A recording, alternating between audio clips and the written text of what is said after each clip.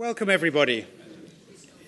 My name's Rob Doubleday. I'm the Director of the Centre for Science and Policy. It's a great pleasure to welcome you to the first of our distinguished lectures of this new academic year. As most of you know, the Centre for Science and Policy was set up by the University of Cambridge just over 3 years ago to strengthen the connections between academia and government. And the way we do it, the principal way we do it, is through fostering and building networks of mutual exchange, mutual understanding that span the intersection of academia on one side, government on the other. And it's great to see so many people who have been policy fellows and who work with policy fellows here. What I'll do now is introduce the chair for this evening's lecture, someone who in many ways exemplifies the kind of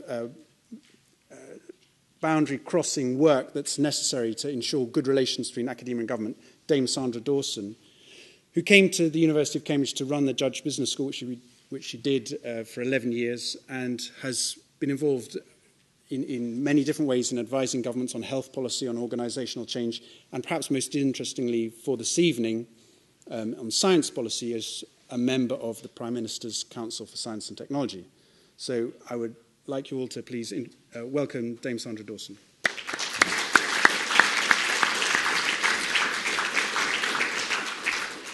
Well, thank you very much indeed, Rob, and thank you very much for inviting me to chair this evening for the Centre for Science Policy.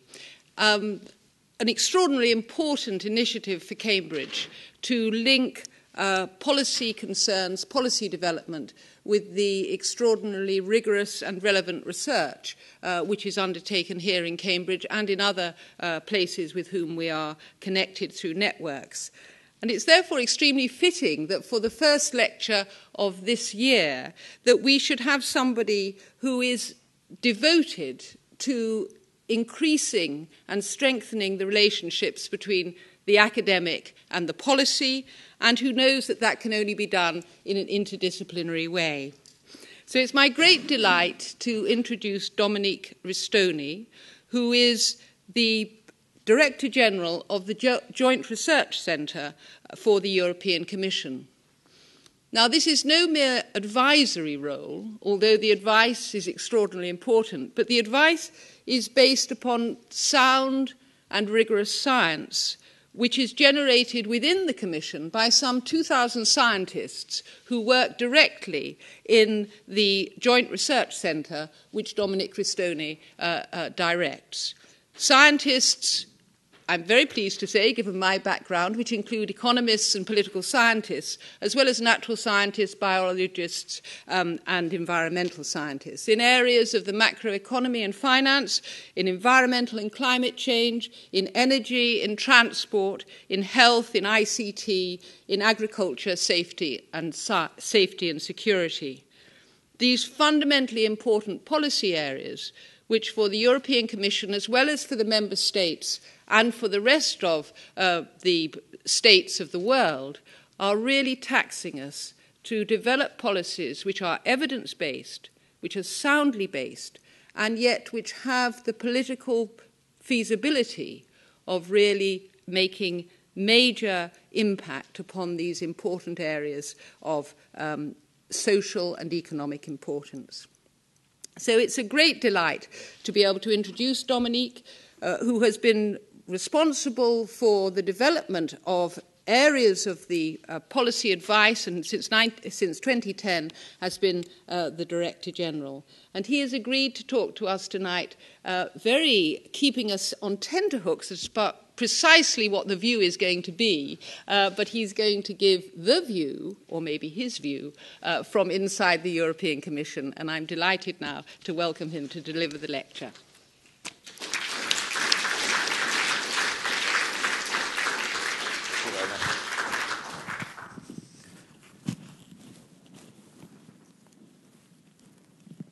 Madam, ladies and gentlemen, I really feel honored to address today in this prestigious Churchill College the Cambridge Centre for Science and Policy.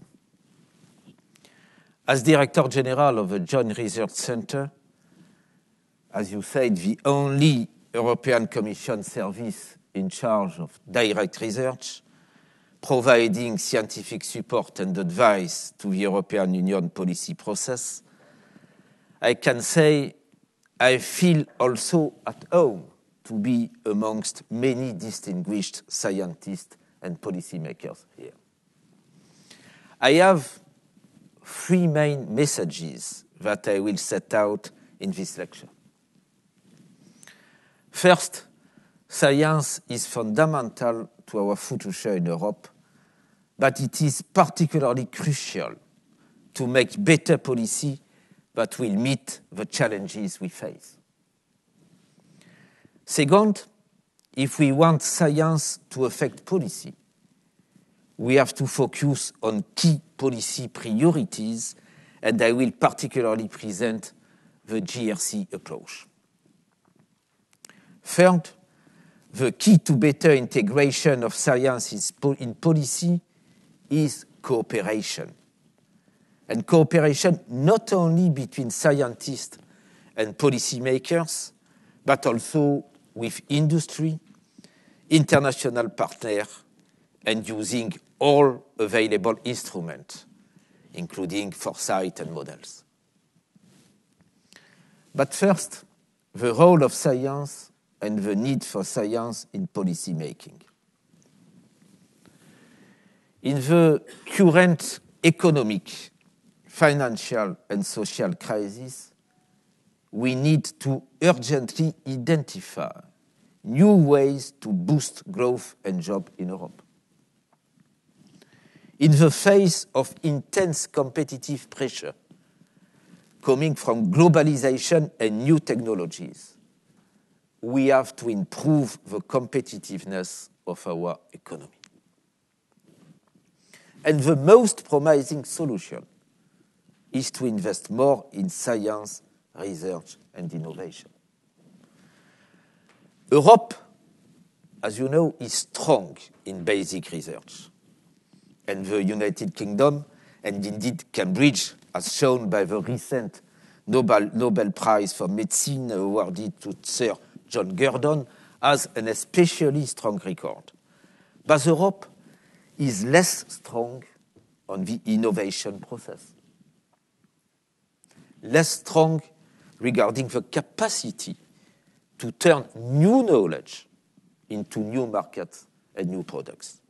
And this is an important thing to underline because we have to have in mind the rapid progress made by some competitors, in particular in the emerging countries, in China, in India, or in Brazil. And I am convinced that science can also help the innovation process. In particular, we know that the policy framework is important for innovation.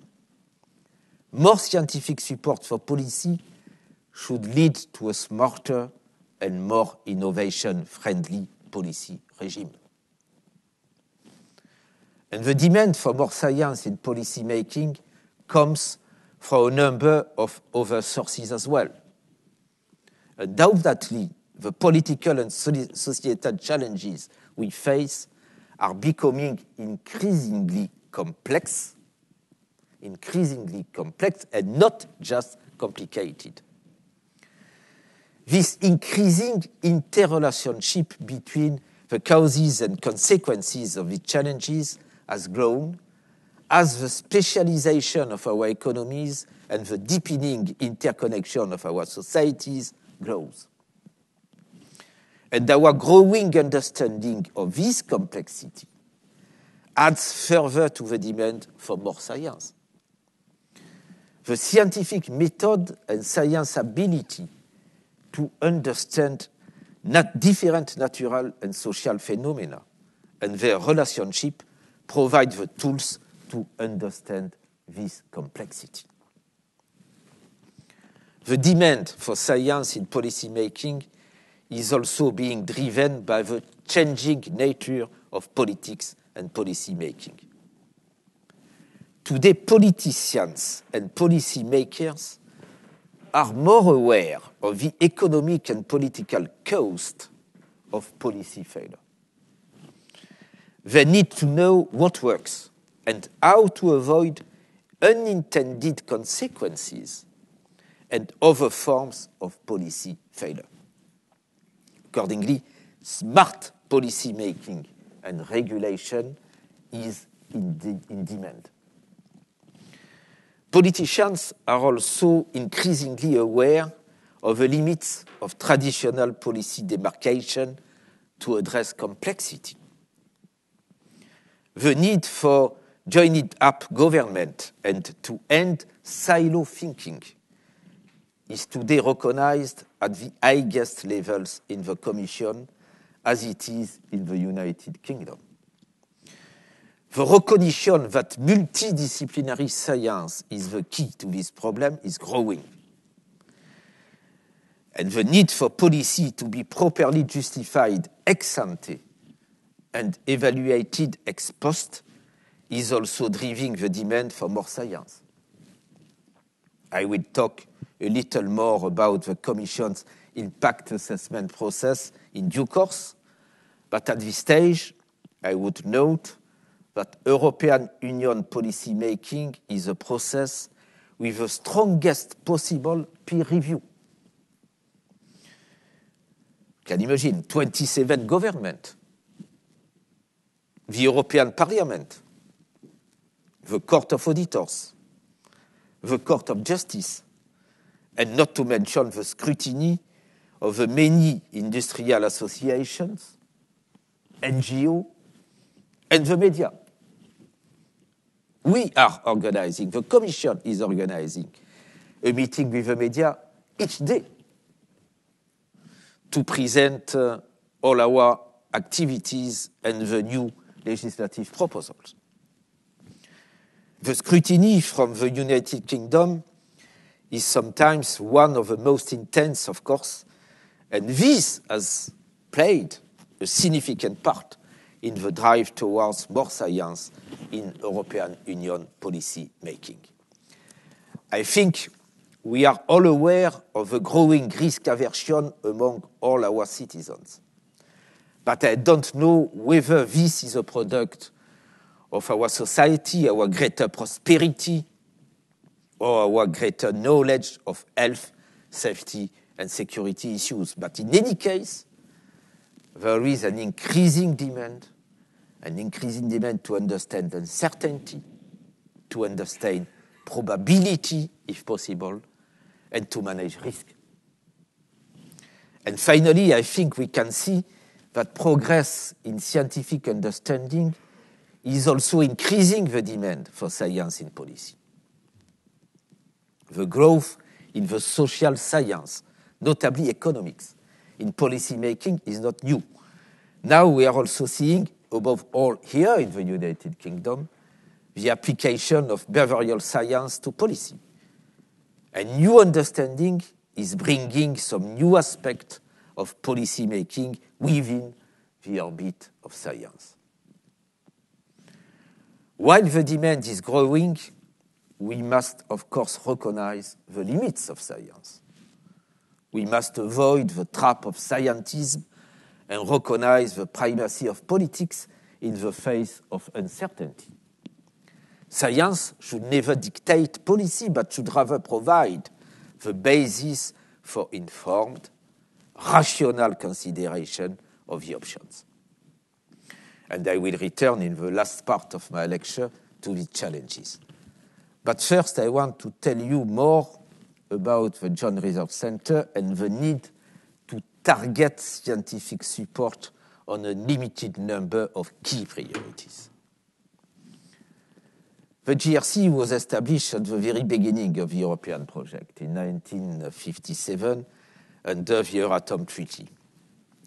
The Joint Research Centre is an integral part of the European Commission, the executive arm of the European Union.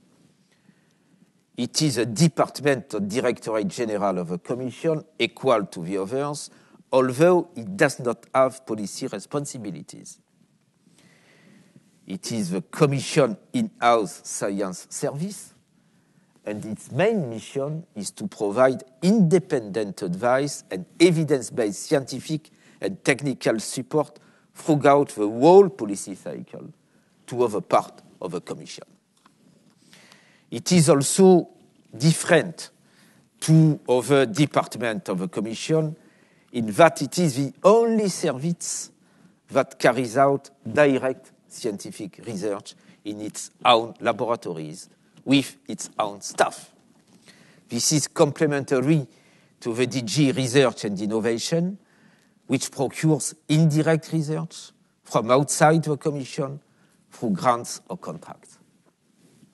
And the GRC has 7 specialized scientific institutes with more than 2,000 top scientists in several member states, with the headquarters based in Brussels. And this year, I have closed 5 administrative units in order to be able to create new scientific units, focusing on new priorities, in particular, scientific support to financial issues, scientific support to innovation, scientific support to all aspects of water resources, having in mind in particular 3 priorities for water: water saving, treated water, and desalination of seawater. As a result, it is important to note that only 27% of the staff are not scientists or technicians, but administrative and support staff. And 27%, I can say, is a good ratio for a scientific institute. And in this time of budgetary constraints, it is important to focus on key scientific priorities and to reduce the dimension of support and administrative staff. And in this context, I can say the GRC is now in a better position for providing scientific support and advice before policy proposals and decisions are adopted by the Commission. Of course, these proposals are then debated and adopted by the Council of Ministers and the European Parliament.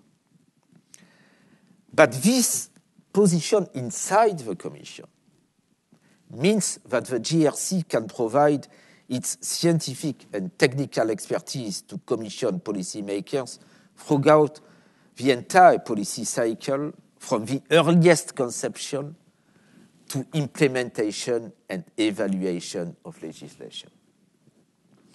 And this can also include helping of a DG to build consensus between the stakeholders, member states, industry association, and NGO.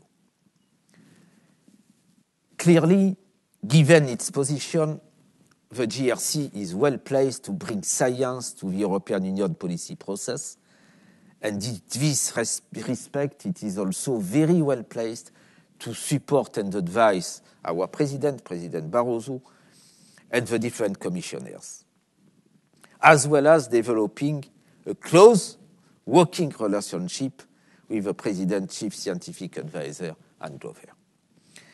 The GRC falls under the responsibility of the Commissioner for Research, Innovation and Science, Mayor Geoghegan Quinn. But its governance is also supported by a board of governors, appointed by the 27 national governments and chaired by one of them, today Kylian Alpin. The newly appointed UK member of the board of governors is Professor John Perkins, the Chief Scientific Advisor at the Department of Business, Innovation and Skills.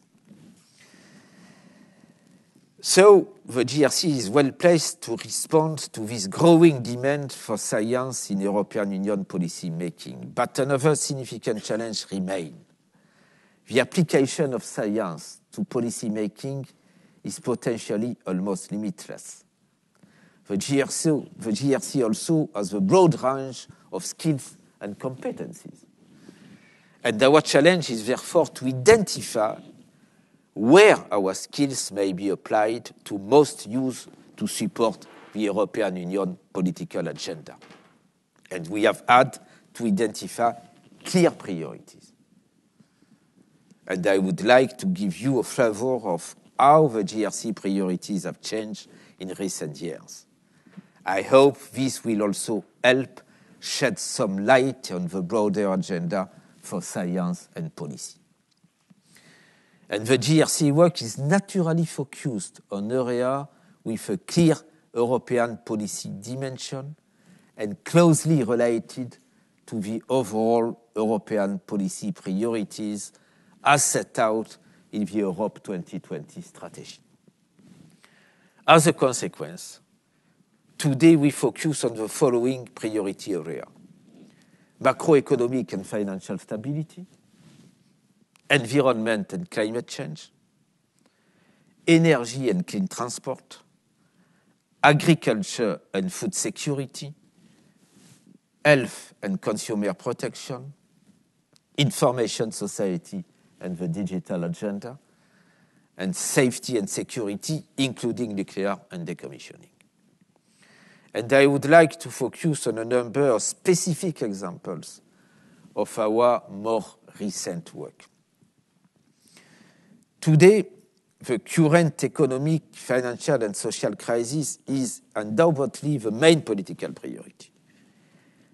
And perhaps a more scientific approach to policy making in this area could have prevented some of the difficulties. I am convinced that science has a greater role to play in developing solutions to the very complex challenges that the extensive reform of the financial system is trying to tackle. Precisely to this end, in 2012, this year, I set up a new GRC service in charge of providing scientific support and advice to financial analysis, including, in particular, reform of the financial system. This service develops models for the analysis of the impact of new European macroeconomic policies, for monitoring of the European Union Growth and Stability Pact, and for the analysis of banking and insurance prudential regulation. Of course, this service supports other parts of the Commission by mathematically modeling the complex interdependencies in the European banking sector and sovereign debt situation of member states. On 8 November, we will hold a high-level roundtable on this subject, bringing together top-level officials from the European Union, European Central Bank, and major member states, including the United Kingdom, to discuss how science can contribute more to financial stability. This will focus first on early detection of systemic risk at the micro and macroeconomic level, but also the analysis of different options for structural reform for the medium and long term, including the analysis of relation between size and risk in the banking sector, as well as merit and inconvenience of possible separation of activities between investment and deposit bank. And as you know, we have tonight and tomorrow an European summit dedicated to the financial situation in Europe, precisely in Brussels. But we have also stepped up our support to an important area of public spending, European cohesion or regional policy. Why? Because in this time of greater pressure on public financial resources at all levels, European as well as national level, it is extremely important to bring scientific methods to public expenditure. And scientific advice to policy has in general focused on the regulatory side of policy making rather than the great public expenditure and taxation tools of public policy. For structural funds, we are beginning to change this, developing a new model dedicated to the effect of regional policy. And in addition, selecting the most suitable project for public investment is a complex challenge for regional authorities. And precisely for helping this process, we are also developing a new methodology, which is smart specialization, in order to help them identify the most effective public investment to strengthen their innovation capacity. And I am particularly pleased that the use of smart specialization strategies has been included in the Commission's proposals for structural funds as a precondition for access to future funding from 2014 to 2020. But the JRC has also traditional strengths in the science underpinning sustainability that we are now deploying in a more proactive way. And ladies and gentlemen, I do not think that there is a simple either-or choice between sustainability and competitiveness and job. Multidisciplinary science can help find the positive trade-off.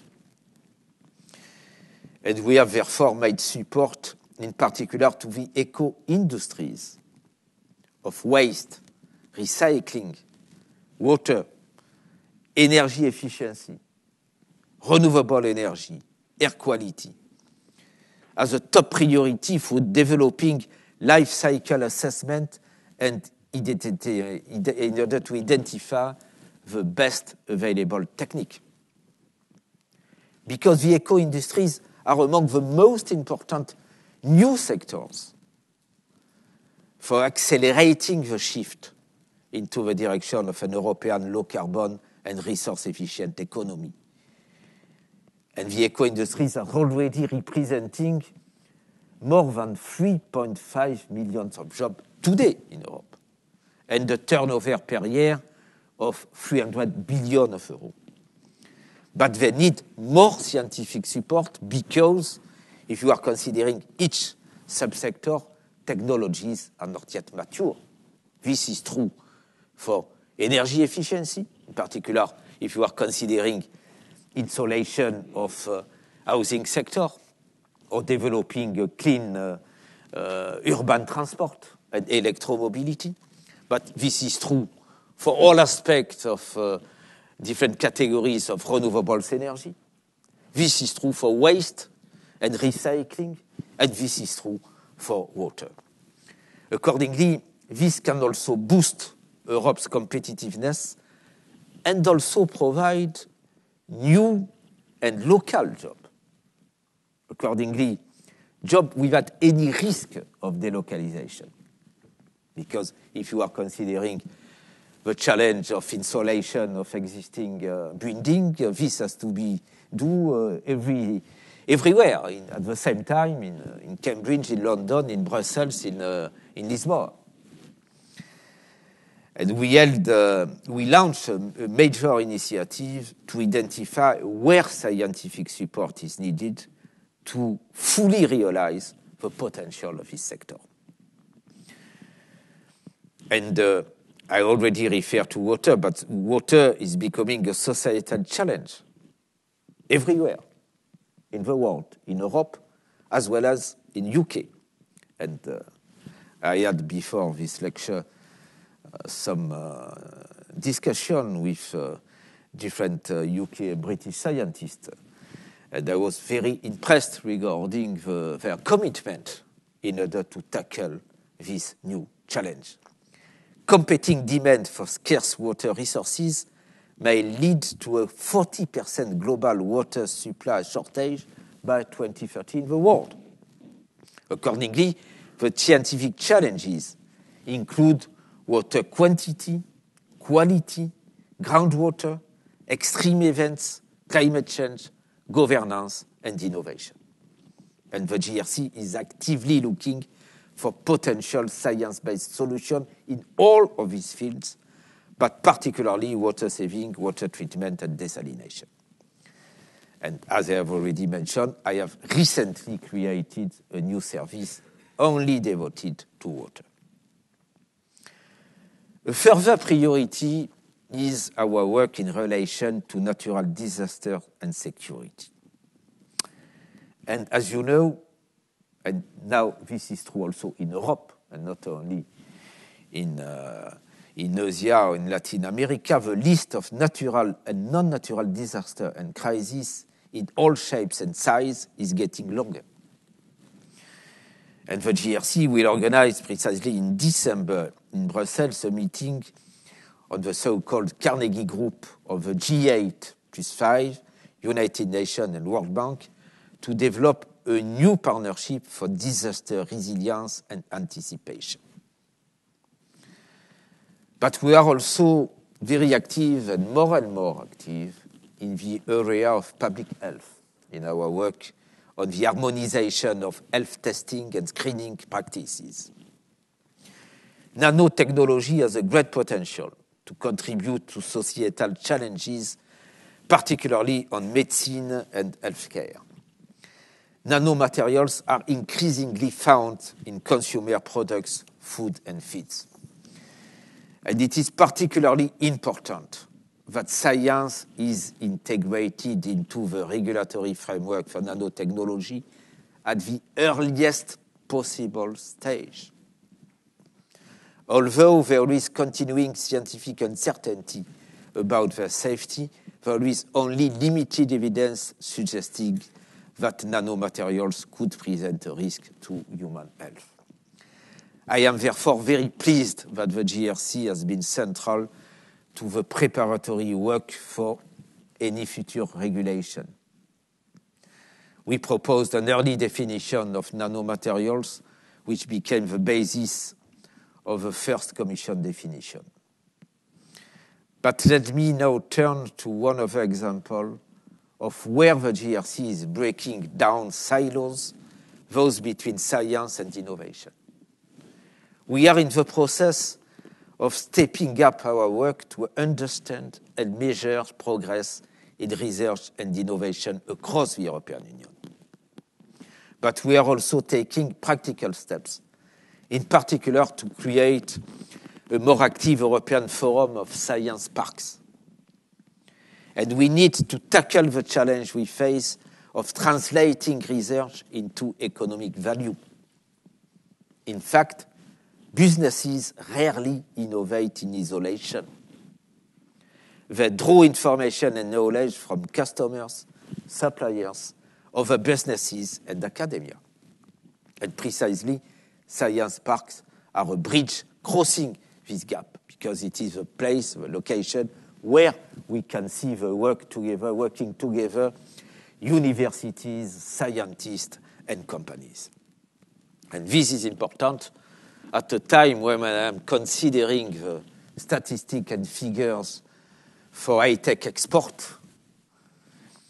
I can see a large decrease in today compared to the situation we had in 2000. Accordingly, we should change this situation, improve this situation, giving a push into the direction of innovation. And we are therefore helping to set up a European Forum of Science Park to help them to specialize in order to better address a global marketplace and international competition. Initially, this will include the Cambridge Science Park, the Karlsruhe Institute of Technology and Technical University of Munich, and the Sophia Antipolis Foundation in France. These are the main priorities. But in addition, and it is my third point, there is also the need for an increased level of cooperation with all key actors. Accordingly, how to improve the integration of science into policymaking. And I would like to turn to the broader challenges of integrating science into policy making, the central challenge of both the Center for Science and Policy here and the JRC. As I have already outlined, the demand is growing.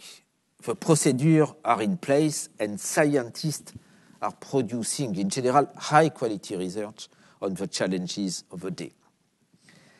And yet, we have to admit that this is not enough, and the impact of science on policy making is not all that we would wish.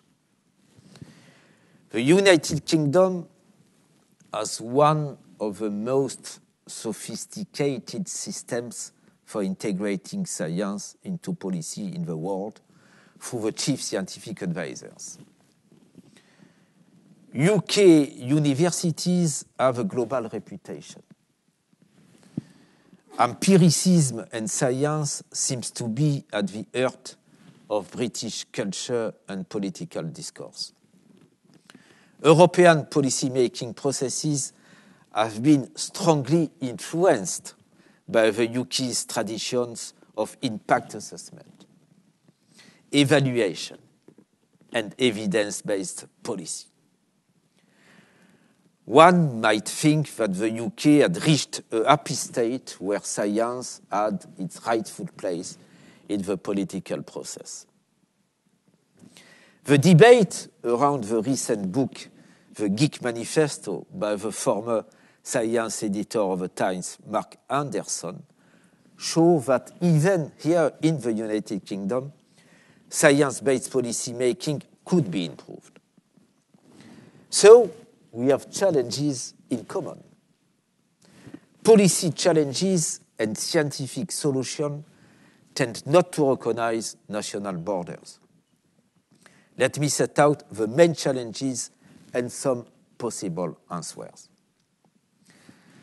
The first main challenge faced by all those seeking to integrate science into policy making is that of timing. The policy cycle tends to move independently from the research cycle. It is therefore fundamental to ensure that scientific advice is available at the right moment. The policy cycle appears to be speeding up, in particular the time between identification of a difficulty and the call for actions appear to be shortening. How should we tackle this?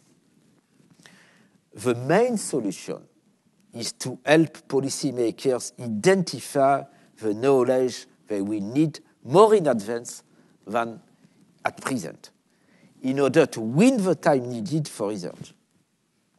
And foresight studies seems to offer the best way forward to achieve this, which is one of the reasons why the JRC has recently begun to develop its capacity for such studies. Why? Because in an ever more complex, interdependent, and fast-changing world, it is particularly important to improve significantly our ability to embrace complexity when thinking about the future. Understanding the future from a forward-looking perspective helps us to integrate uncertainties and unknowns to our present thinking. And the value of foresight is also in its multidisciplinary and participative approach. It brings together different stakeholders and experts to develop future intelligence that can be used to deliver coherent analyses and policies about future societal challenges. Foresight, therefore, provides a good framework for the more systemic analysis needed to reorient policy and also to identify research priorities in good time.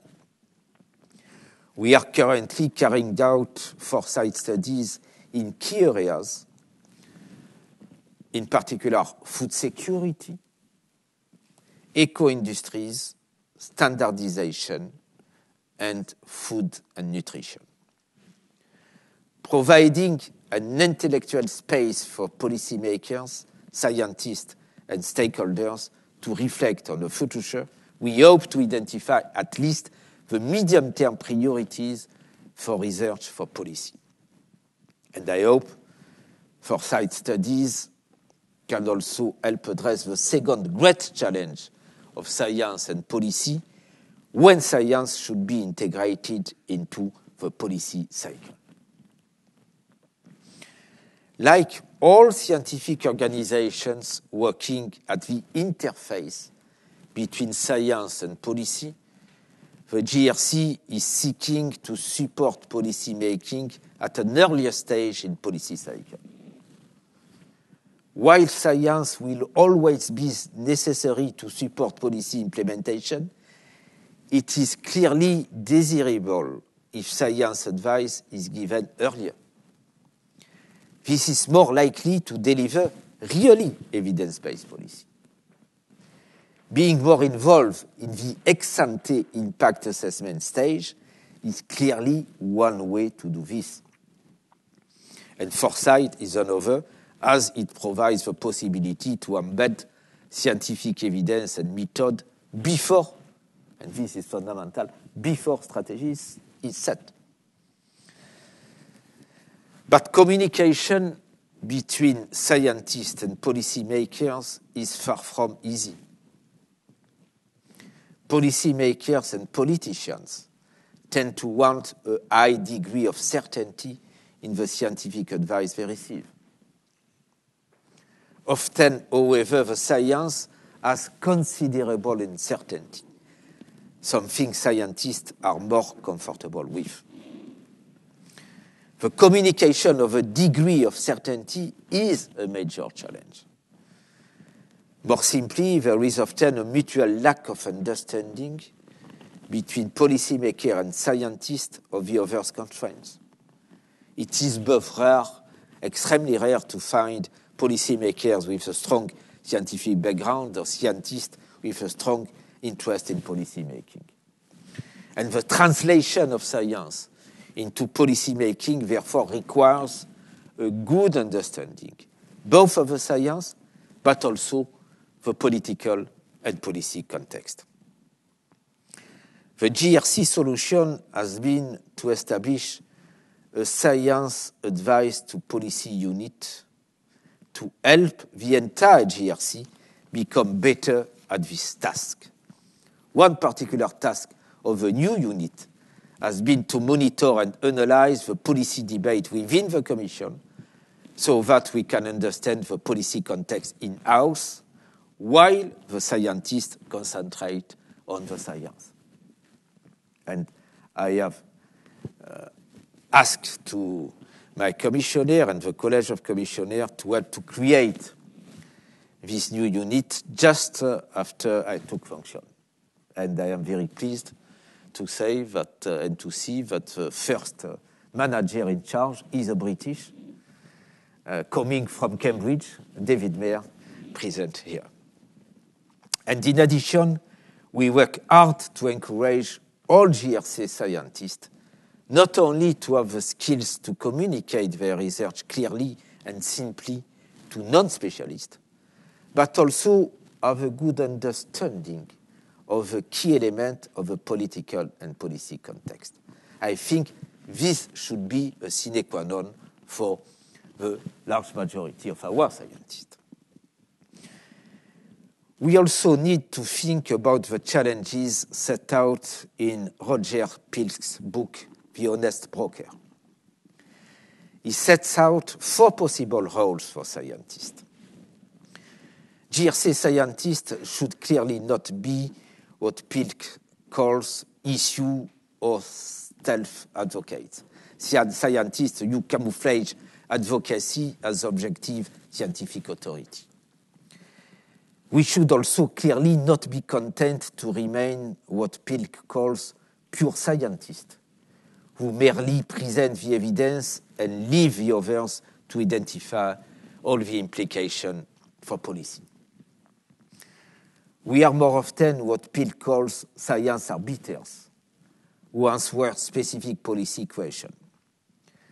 But I see more the GRC as developing the role of Peel's honest broker, providing scientific advice that interprets the science in terms of policy options. Peel says, and I quote, in situation of gridlock, policymakers frequently need new options.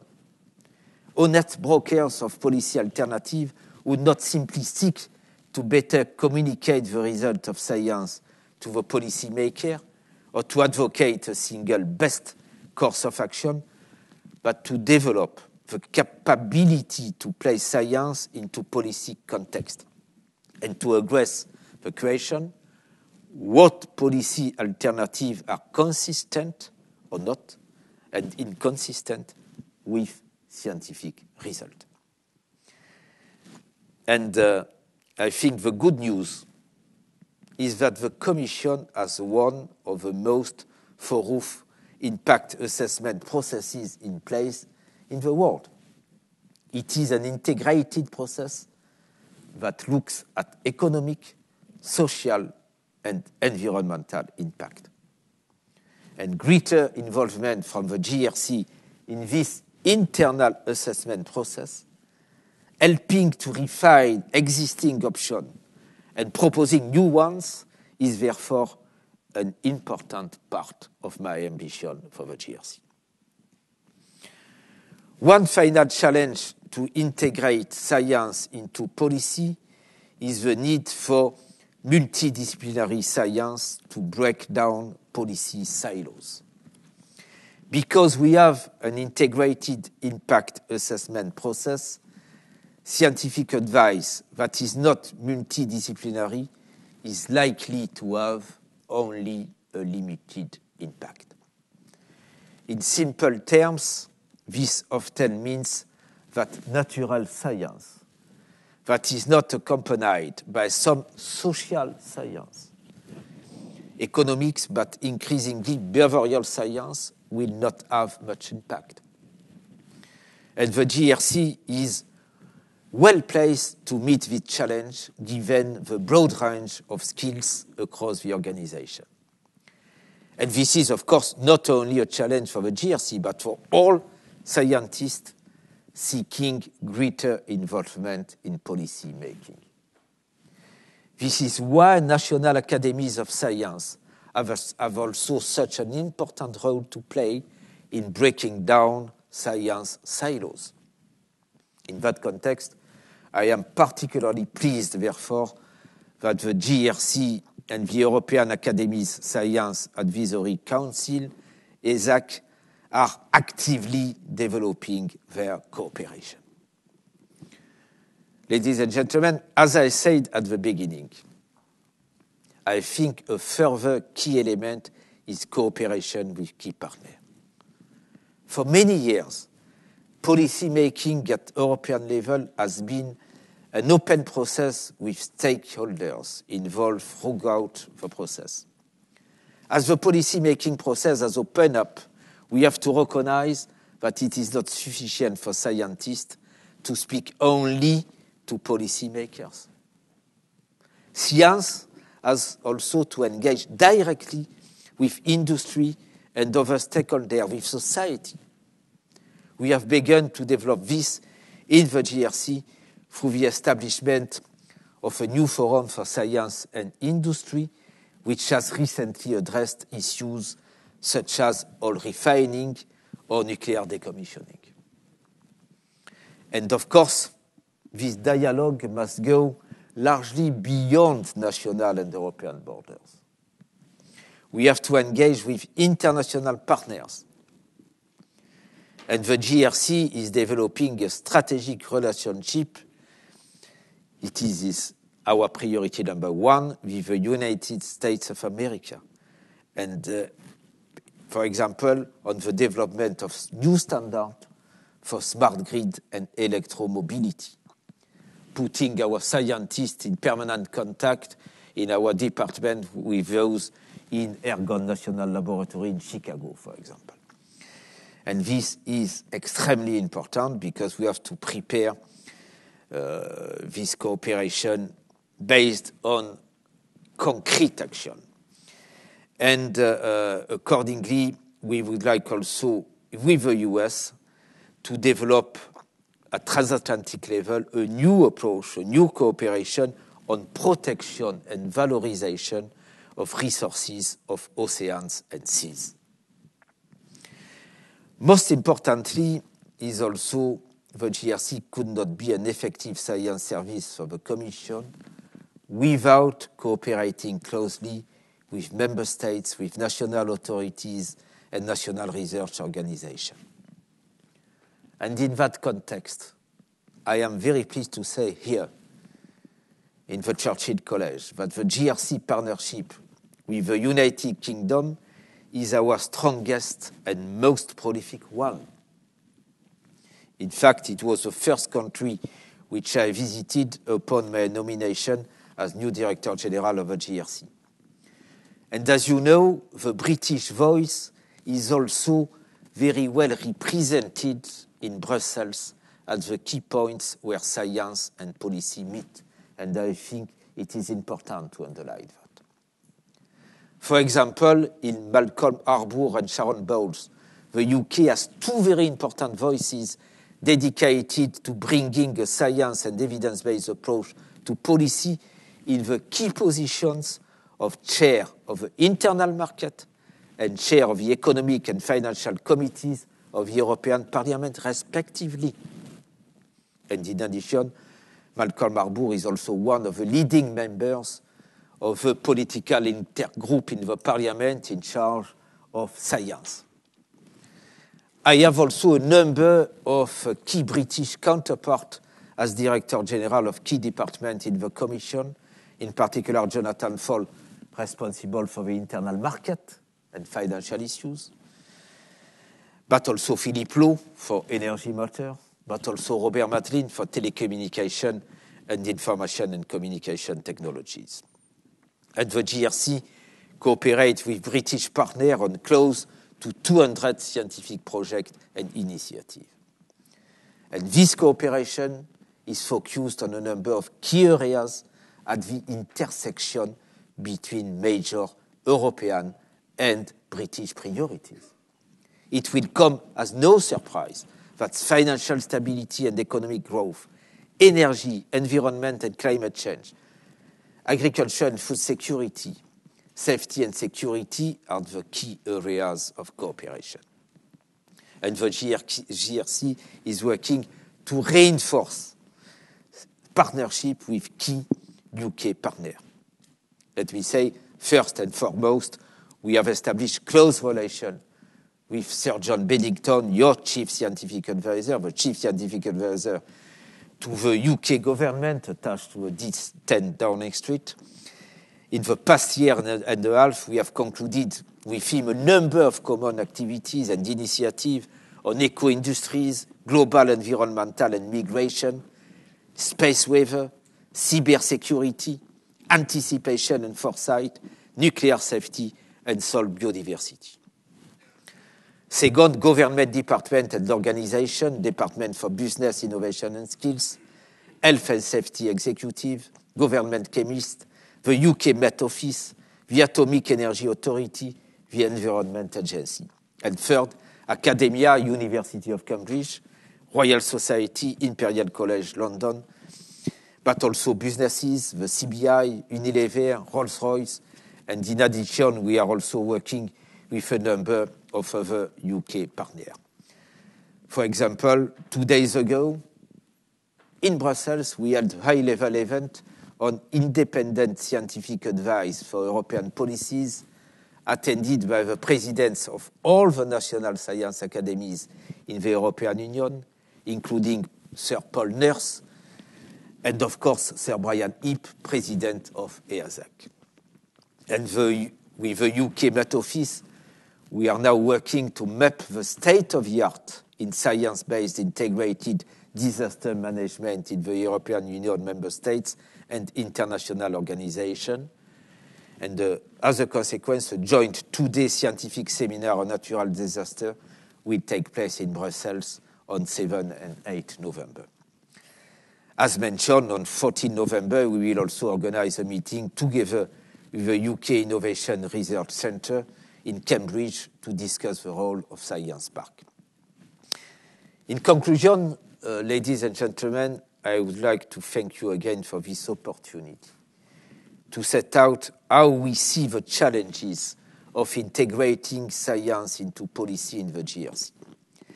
I warmly applaud the efforts of the Centre for Science and Policy to bring scientists and policymakers together. And I will encourage my colleagues to apply for your policy fellowship. I hope we can therefore continue to identify common challenges and share best practice. In the current very difficult, extremely difficult, financial, economic and social context, in some member states, 1 young people on 2 are without any job and employment, 50%, more than 50%. I was in Spain last week, and the situation is really dramatic. We need more science-based and evidence-based policies.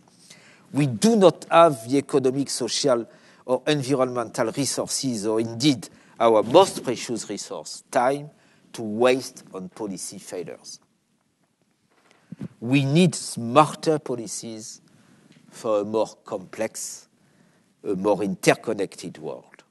And the United Kingdom has a strong tradition of science and evidence-based policy making. It is perhaps not always recognized in the UK to what extent this tradition has been welcomed within the European Commission. And I hope that my lecture today has set out how the GRC is pursuing this agenda and how much we have in common. Finally, I hope that through our cooperation work, we will also be able to build together a stronger consensus on the future direction of the European Union. Thank you very much for your attention.